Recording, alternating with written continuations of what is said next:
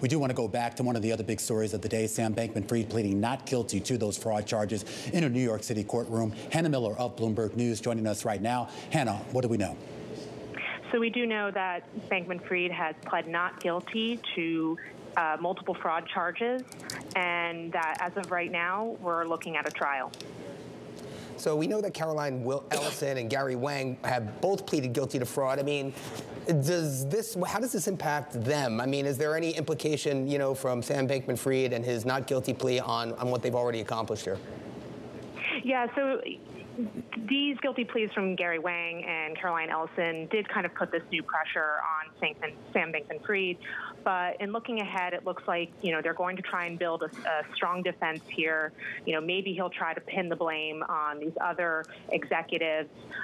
It's going to be interesting to see what lies ahead. We do know that there's a special task force of senior prosecutors that will be formed to handle this case.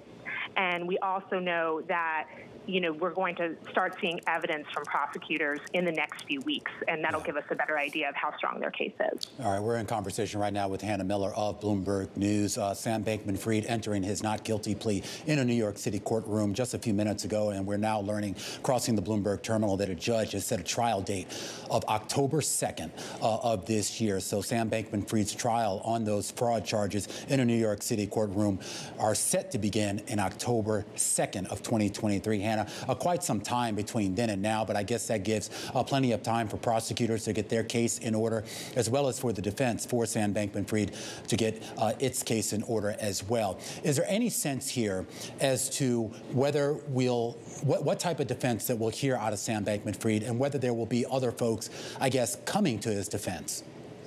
Yeah, well, we know Bankman-Fried in the past has said he didn't knowingly do anything wrong, that he was unaware of what he was doing was illegal. So we don't know if that's going to play into the defense, if he says that he didn't knowingly commit fraud and that, he shouldn't necessarily be blamed for this. It's going to be a real uphill battle on this, especially considering that Gary Wang and Caroline Ellison are collaborating.